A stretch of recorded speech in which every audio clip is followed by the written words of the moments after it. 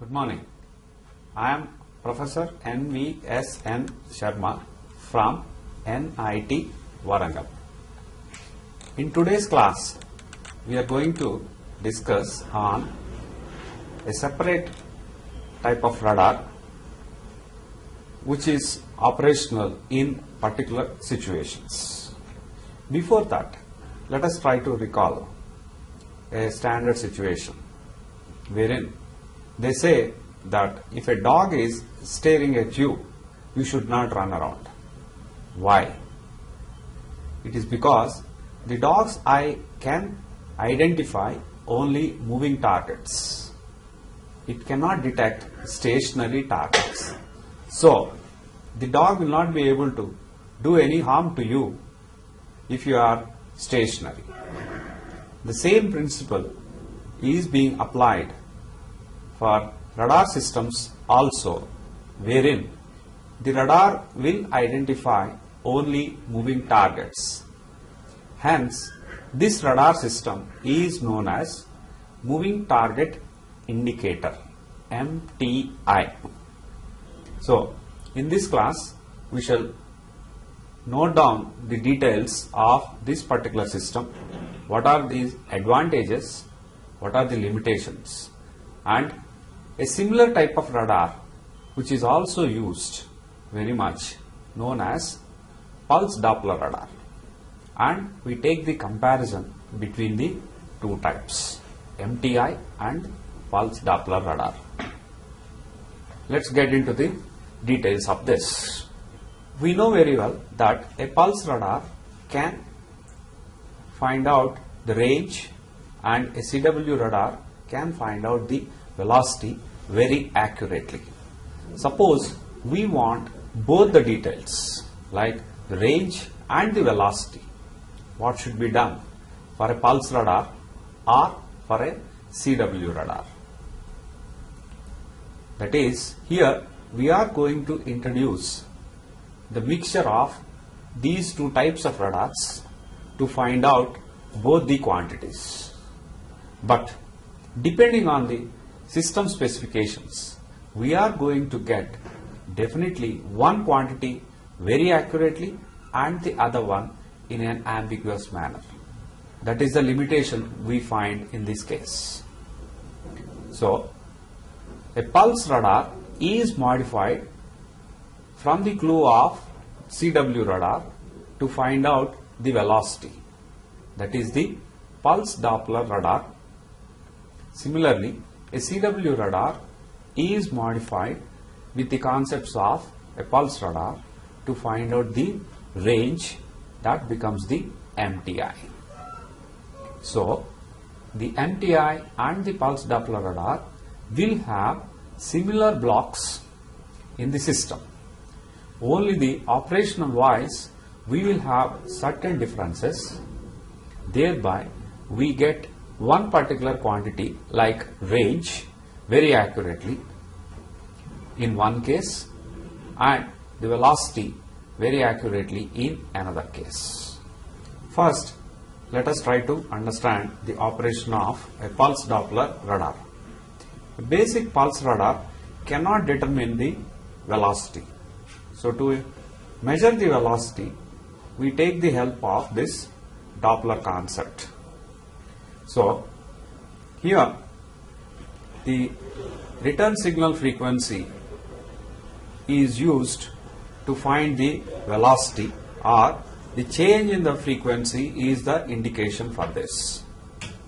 Similarly, the return signal phase shift will be useful to find the range. So, a moving target indicator measures the change in the phase of the return signal and it will identify only moving targets. So, we need a phase comparator to compare the transmitter signal phase and the return signal phase. You can see in this slide the return signal from a pulse. So, pulse 1 return signal will have certain peaks representing stationary targets as well as moving targets. From pulse 2, you can see that the stationary target peaks, take 2. From pulse 2, you can see the peaks corresponding to the stationary targets appearing at the same location, whereas the peak from the moving target is shifted slightly.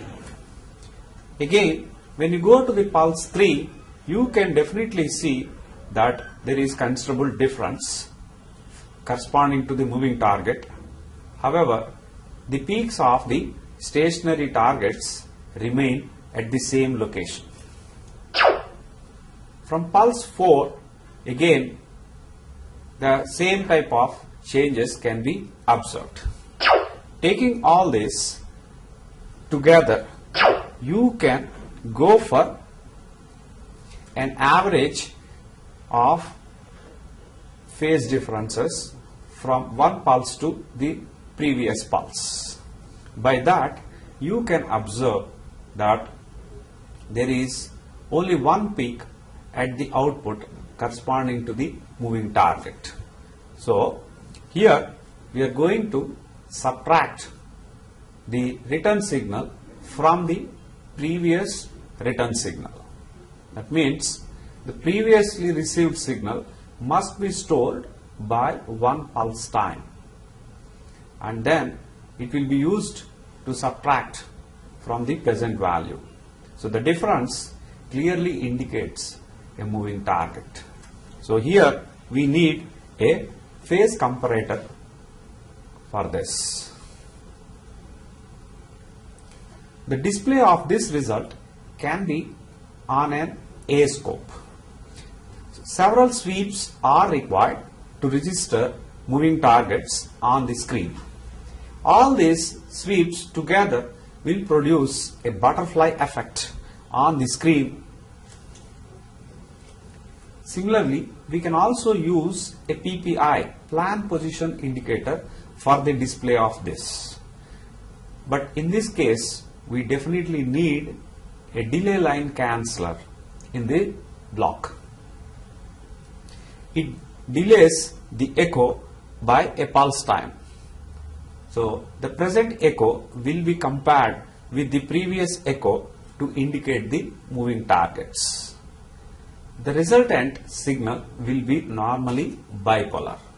So to convert this bipolar into a unipolar signal, we need a full wave rectifier at the output. The delay line circuit saves previous phase evaluation, and cancellation circuit subtracts previous phase from current phase.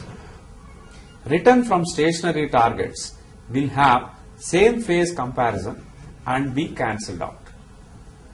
Return from moving targets will have different phase comparison and will be displayed. So thereby, delay line is for providing a delay of one pulse time, and the canceller part of it is for comparison between the present echo and the previous echo. A simple block diagram of an MTI is shown here. We will have a transmitter to be connected to an antenna. The same antenna will receive the echo, and the received signal will be initially processed in the receiver. Then it will be compared with the transmitter signal, and the output will be given to a scope. The display will be range versus the received signal amplitude.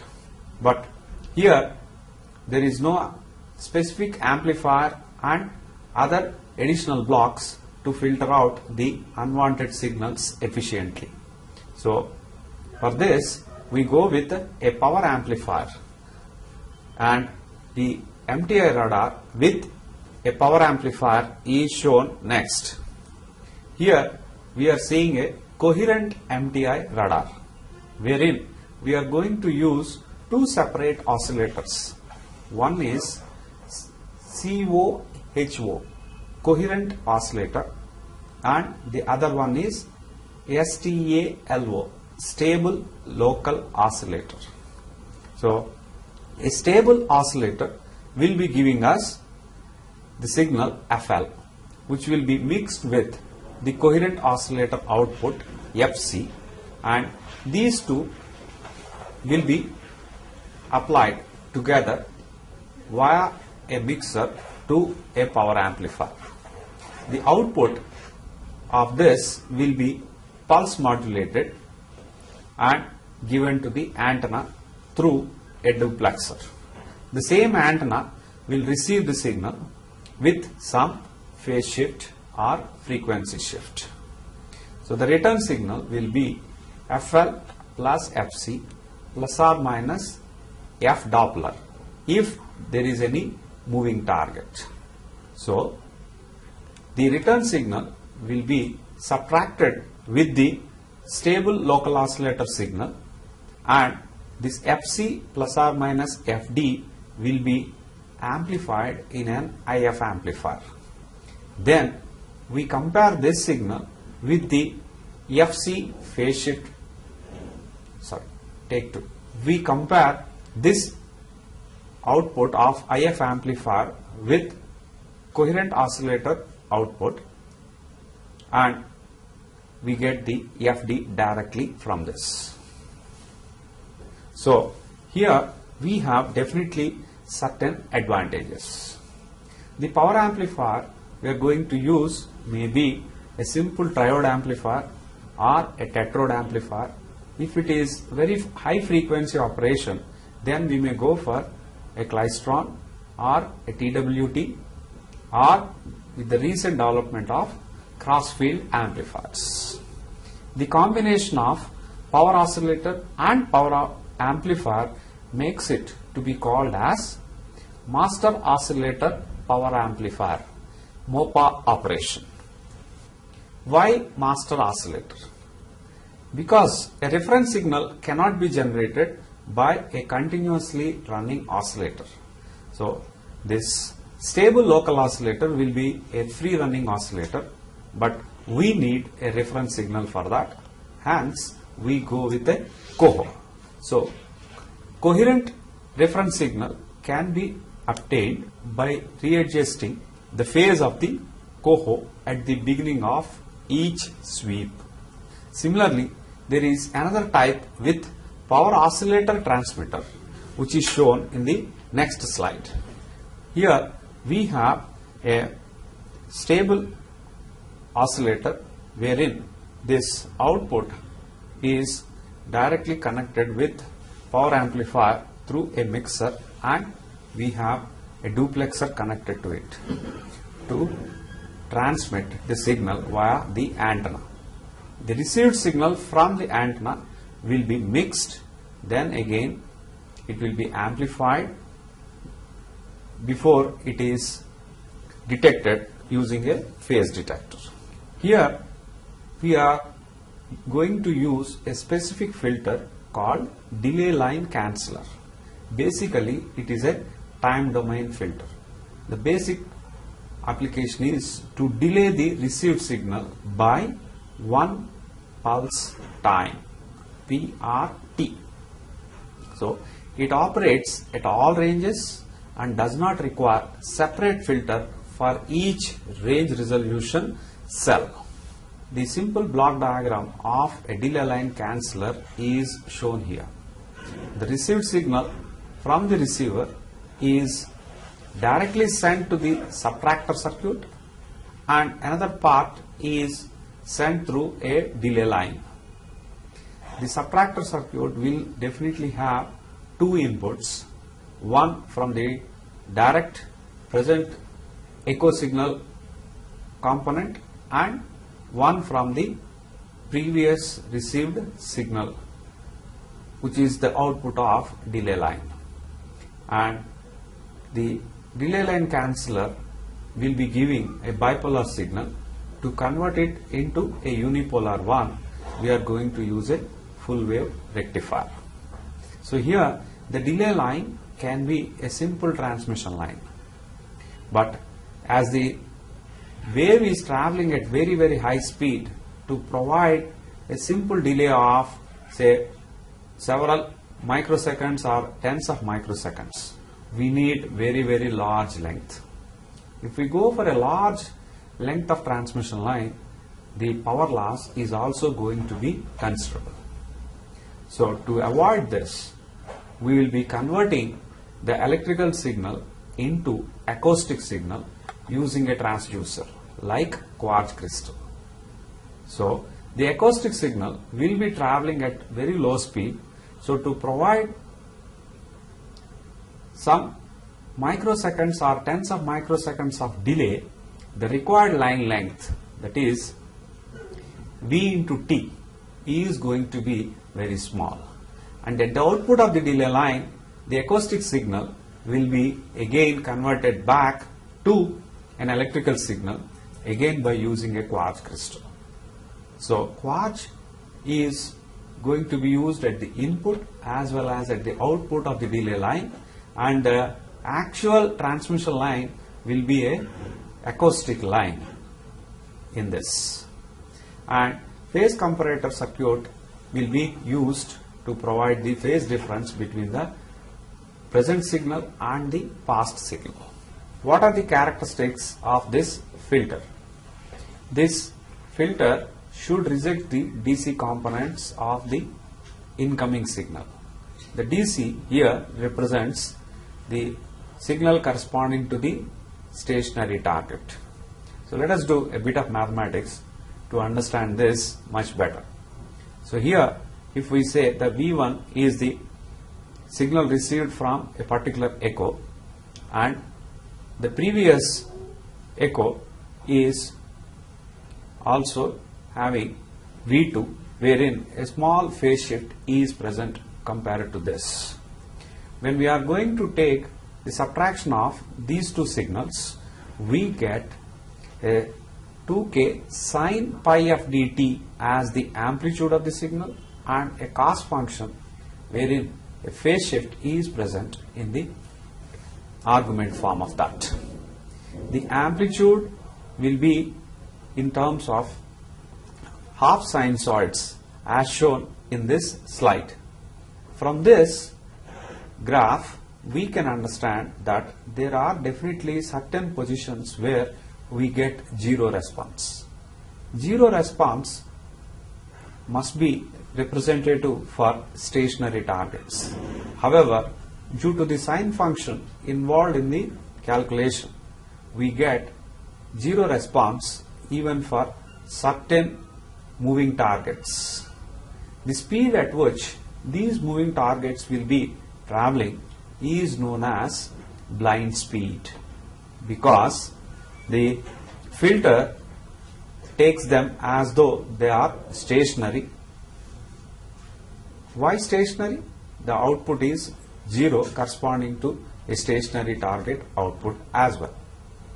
So the speed at which these targets will be moving, but still they will be giving a 0 response at the output of the filter, is calculated in this, and it comes out as n lambda fp by 2. N is the number of repetitions we can have, and lambda is the wavelength of operation, and fp is the PRF, pulse repetition frequency. If n is taken as 1, we call it as first blind speed. N is 2 means it is the second blind speed, which is double of the first blind speed. So the blind speed is considered as the major limitation of this particular radar MTI. Then how do we bother about this? Are they definitely dangerous? Yes, blind speeds are very dangerous, because even though the target is approaching you, you are not in a position to identify that. Then how do we overcome this situation? To come out of this blind speed, there are definitely two things as per the equation we have. We found from the equation that the blind speed is given by n lambda fp by 2. So here you can change lambda or fp. so that the blind speed at a particular set of lambda and fp will not be the same value at another lambda and fp combination. So we should first know what is the maximum velocity of the target that is expected at a particular scenario, and see that the lambda and fp are chosen so that the blind speed for the particular radar is definitely greater than the velocity of the expected targets. So we have two options for this. One is long wavelength or increasing the lambda, or high PRF. Then we have definitely some trade-offs for both the cases. Long wavelength means low frequency of operation, and high PRF will have definitely some range ambiguities coming in. So we shall see these things in the next slide. Long range MTI radars operate at L band, that is 1 to 2 gigahertz, or S band, that is 2 to 4 gigahertz, or even at higher bands. So the wavelength of operation will be in the range of centimeters. The other option can be increasing the FP. So whether we are operating at high wavelength or high PRF, what we finally give the answer to everybody is that keep the first blind speed out of the expected range of Doppler frequency. This Doppler frequency directly corresponds to the highest speed of the incoming target possible. So the standard technique is to operate at multiple frequencies. This condition, when we introduce, then it is known as staggered PRF MTI. Thereby we assume that at one particular frequency, if there is a blind speed, then at another frequency definitely the target will be detected, because it's not going to be blind speed at that particular frequency. So changing the PRF is found to be more convenient. Let us try to understand the improvements that are possible in this circuit. Say, instead of a single delay element and then cancellation of the two successive signals, why not we think of having double cancellation? So in this slide we are seeing the block diagram of a double line canceller. So the first output is compared with the previous one, then it is given to another similar delay line, and the output will be more exact in that sense. So by graphs here we are seeing the response. In the first figure you will see the response of the first delay line, and the second figure shows the response of the second delay line independently. Combining the two, you will have the third figure coming up as the response. Thereby you can see the blind speed of the double delay line is much higher than any of the single delay line cases. So here the zero response occurs only when the blind speeds of both radars coincide. But the disadvantage is that the region of low sensitivity might appear. That means the response of the system will be very low even if the target is moving with certain velocities. So the closer the ratio of T1 and T2 to unity, the lower the value of the first blind speed. But first null in the vicinity of the Doppler frequency equal to 1 by T1 becomes deeper. This is the trade-off between the two cases. Now let us try to understand the concepts of pulse Doppler radar. The attributes of pulse radar will be mixed with that of CW radar. That means we are going to add a mixer in the pulse radar. The sample of transmitted and received signals are compared in the mixer. The mixer output will be the Doppler shift, which represents the velocity of the target. Thereby the name is pulse Doppler radar, PDR. Doppler is sorted into various velocity categories, and the categories will be identified through different colors. A sample is shown in this slide. So, this picture represents that of a standard weather radar.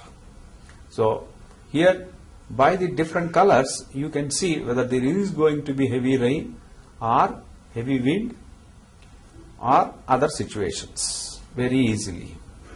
In this picture, a normal photo image of a hurricane is shown. For the same case, you can see now the pulse Doppler radar output with different colors indicating the low pressure areas at different zones. The other applications of pulse Doppler radar are for weapon fire control systems. A pulse radar uses normally one antenna. Here you will have high PRF. That means many pulses are being sent. It operates at high frequency and hence it occupies large bandwidth. On the other side, it will cover a large volume of range and high degree of accuracy is provided in this. The duty cycle is normally greater than 10%. Here you are seeing the block diagram of a simple pulse Doppler radar. The transmitter output is connected to the antenna through a duplexer. The received signal from the antenna is diverted to the receiver, and the received signal and the sample of transmitter signal will be mixed to get the Doppler shift. And using a Doppler filter, we improve the signal to noise ratio of this signal and accuracy of measurement, and this Doppler information is displayed in terms of velocity in a display unit.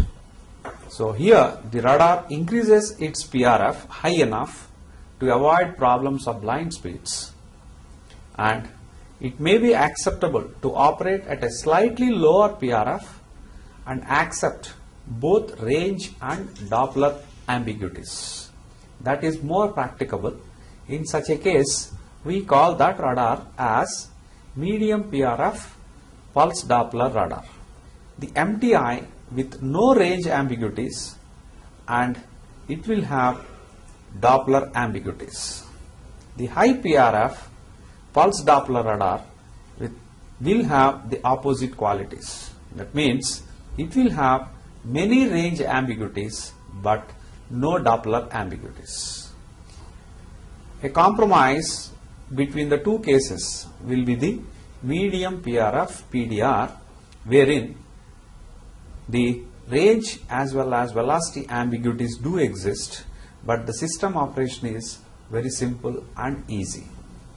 If you are considering MTI or PDR, the equipment will be same and there is not much of a difference between the other blocks also. Pulse Doppler radar generally receives much more clutter than an MTI radar, and it requires greater improvement factor than a MTI radar of comparable performance. The antenna side lobe clutter is large in a pulse Doppler radar since there are range ambiguous pulses simultaneously illuminating the clutter. With a duty cycle of 50%, the antenna side lobes are simultaneously illuminating half the total clutter within the radar's coverage. The disadvantage is that the large side lobe clutter viewed by a pulse Doppler radar is the reason why it requires a high improvement factor than an MTI of equivalent performance. To detect aircraft targets within the side lobe clutter region, a bank of narrow band Doppler filters with adaptive thresholds can be used. So antenna must have exceptionally low side lobes.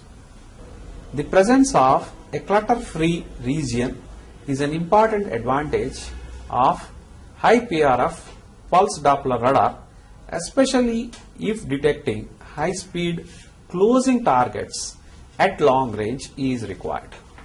There is a specific loss that may come up in this particular context, known as eclipsing loss. The pulse Doppler radar cannot receive when it is transmitting. That is a natural disadvantage because we are going to use one antenna for transmission as well as for reception. So when it is transmitting high duty cycle, it can result in a loss if the echo signal arrives when a pulse is being radiated and the receiver is turned off. This is called as eclipsing loss. The degree of this eclipsing varies as the target range changes with time. So eclipsing can cause periodic holes in the coverage. A rapidly approaching target will not remain eclipsed for long, so that detections will occur at a slightly shorter range when eclipsing is present. Then, how do we take care of this? A reduction of the duty cycle and an increase in the number of range gates will reduce the effect of eclipsing. Now, let us try to understand more details of medium PRF PDR. It has both range and Doppler ambiguities. It results in less clutter being seen by the antenna's side lobes than the high PRF radar, since there are fewer pulse viewing ambiguous range cells. But there is no clutter-free region. If it is a high PRF, no ambiguities in Doppler frequency, no blind spots, but many range ambiguities. And the range ambiguities can be resolved by transmitting 3 redundant waveforms, each at a different PRF. Transmitter leakage and altitude return are removed by filtering. Main beam clutter is removed by a tunable filter. High closing speed aircrafts are detected at long range in the clutter-free region. There is poor detection of low radial speed targets that are masked in the frequency domain by short range side lobe clutter folded over in the range. Often a single range gate is employed, but with a large Doppler filter bank. For comparable performance, a much larger improvement factor is required than lower PRF systems, since high PRF results in more clutter being viewed by the antenna side lobes. What precaution must be taken? Here the precaution must be the antenna side lobes must be quite low in order to minimize this side lobe clutter. Range accuracy and the ability to resolve multiple targets in the range are poorer than other radars. Medium PRF has both range and Doppler ambiguities, but still there is no clutter-free region. So detection of high-speed targets will not be as good as with the high PRF systems. But fewer range ambiguities mean that there will be less clutter seen in the antenna side lobes, so that targets with low relative speeds will be detected at long range than with a high PRF system. This is found to be much more advantageous compared to the other things. The trade-off of detectability of high-speed targets for better detection of lower speed targets often makes the medium PRF system preferred over high PRF systems for airborne, fighters or interceptor radar applications, if only a single system is to be used. The altitude return can be eliminated by range gating. So more range gates are required than in the high PRF system, but the number of Doppler filters at each range gate is less. So 7 or 8 different PRFs must be used to ensure that a target will have the proper Doppler frequency to be detected on at least 3 PRFs in order to resolve range ambiguities. For comparable performance, the large number of redundant waveforms means that the transmitter must be so complex or larger in size.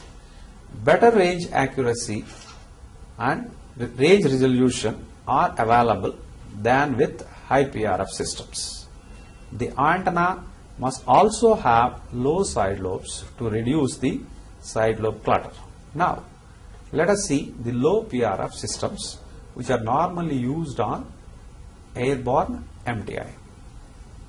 Here, there will not be any range ambiguities, but many Doppler ambiguities, or we can say several blind speeds do exist.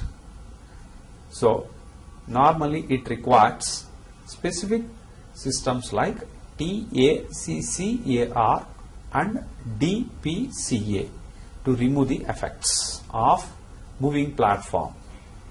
What is this TACCAR? TACCAR.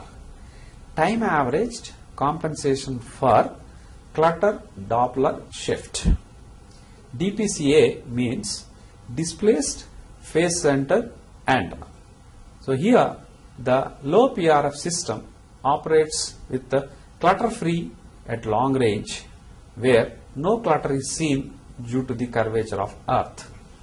Side lobe clutter is usually not as important as it is in pulse Doppler systems. So it is best employed at UHF or even at L band. Increased blind speeds and the lower effectiveness of platform motion compensation prevent its use at microwave frequencies. The lower RF of airborne MTI radar results in wider antenna beam width than a higher frequency pulse Doppler radar whose mission is wide area air surveillance. Because there are no range ambiguities to be resolved, redundant waveforms with multiple PRFs are not needed. For comparable performance, the required product of average power and antenna aperture, that is EIRP, is less than that for pulse Doppler radars. Usually simpler than pulse Doppler radar. Cost is generally much less than pulse Doppler radar of comparable performance. Airborne MTI cannot be used in fighter or interceptor X-band radars for look-down detection of targets in clutter. With all this information, we can have a comparison between PDR, that is pulse Doppler radar, and MTI, moving target indicator. In the case of PDR, the FR is estimated accurately. It uses high PRF to avoid blind speeds. But the disadvantage point will be time around echoes do exist, and it requires power amplifier with high duty cycle, and it will be using range gates to reduce the range ambiguities. On the other hand, an MTI will have range estimated accurately. It operates with low PRF, so no time around echoes, but there will be blind speeds. So we need to have a delay line canceller if you want to go with a PPI type of indicators. When the PRF is so high that the number of range ambiguities is too large to be easily resolved, the performance of PDR approaches that of CW radar. But PDR advantage is that detection performance is not limited by transmitter leakage. Now let us see what are the limitations of MTI and how do we characterize them. That what parameters we use to compare the performance of different types of MTIs or PDRs. So here the first one we are going to take up is MTI improvement factor. Here how much improvement in the signal is present after going for the processing in the MTI. So we have signal to clutter ratio at the output to signal to clutter ratio at the input as MTI improvement factor. But this is averaged over radial velocities of all targets. Then we have subclutter visibility. That means within the clutter how much amount of signal is required to be able to detect this. To detect the target within the clutter of same power with specified detection and false alarm probability, we call this quantity as subclutter visibility. Then another factor that is of importance will be clutter visibility factor, that is signal to clutter ratio after Doppler filtering. Similarly, another parameter of interest is clutter attenuation, that is at the clutter canceller the ratio of input to output of this clutter is known as the clutter attenuation. Finally, we have a cancellation ratio given by canceller voltage amplification for fixed target to gain for a single pulse passing through unprocessed channel of canceller. Then let us try to understand what is the advantage we get with a Doppler filter bank. It is a set of contiguous filters for detecting targets as shown. The advantages are multiple moving targets can be separated from one another in a filter bank. When the clutter and target echo signals appear in different Doppler shifts, the clutter echo need not interfere with the detection of the desired moving target because they are in different filters. A measure of target's radial velocity can be obtained. The ambiguity in the measurement can be resolved by a change in PRF. The narrowband Doppler filters exclude more noise than do the MTI delay line cancellers which were described earlier, and they provide coherent integration. Basically, these Doppler filters are frequency domain filters, whereas the delay line cancellers are time domain filters. What is the disadvantage on the other side? The price paid is greater complexity, difficulty in achieving filters with low enough side lobes to reduce clutter, and the need for a significant number of pulses to produce desirable filter characteristics. The basic method for achieving a Doppler filter bank is to employ the transversal filter. The time delay between each tap of the transversal filter is 1 by Fp, that is PRF. The amplitude weights at each tap are all the same. The first nulls of each filter are at the peaks of adjacent filters. That means we try to maintain some sort of orthogonality in the design. The remainder of the frequency domain is covered by similar filters but with ambiguity and aliasing.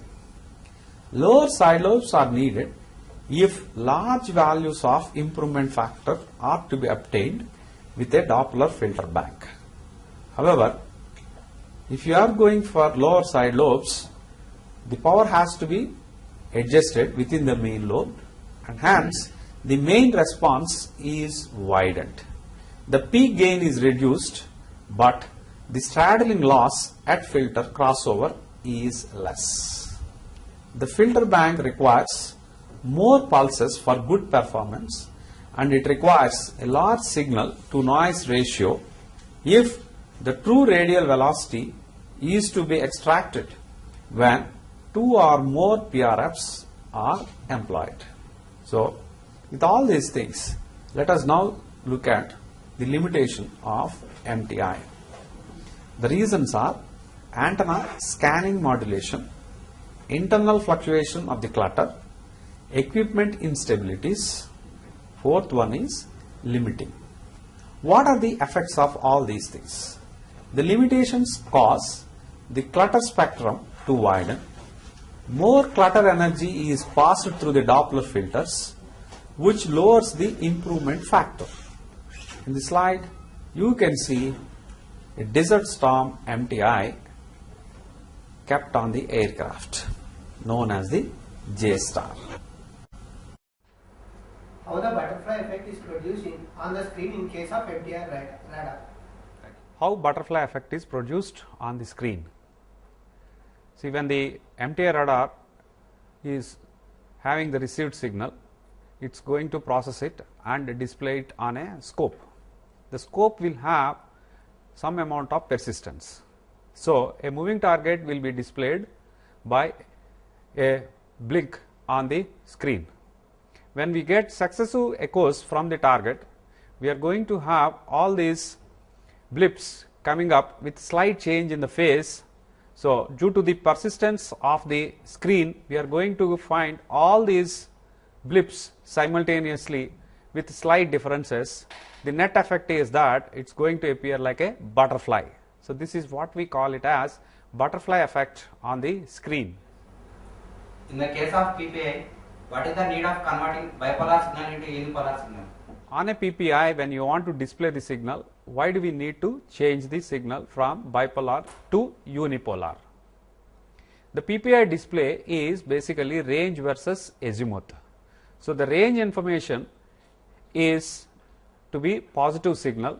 It has to appear on the screen as a radial signal. So, the phase difference between two successive received signals of an MTI can be positive or negative. Hence, the output is going to be a bidirectional or bipolar signal, but the PPI can take only unipolar signal to display the range information from the center to a particular distance. Hence, we have to convert the bipolar signal coming out of the MTI receiver into unipolar before applying it to PPI display. What happens if the duty cycle goes below 10% for the Doppler radar? What happens if the duty cycle goes below 10% for pulse Doppler radar? If the duty cycle is 10%, that is definitely a very low value. The amount of power contained within that will be very small. So, far off targets will give rise to very little amount of signal which will be very much submerged in the noise, and hence it cannot be detected. So, the result is that the range that the radar can receive the signals will be limited if the pulse width is reduced below 10%. How multiple moving targets are separated from one another using Doppler filter bank? How multiple moving targets are separated from one another by using Doppler filter bank. Doppler filter bank is meant to process different Doppler frequencies in different filters. These different Doppler frequencies correspond to different velocities of the targets.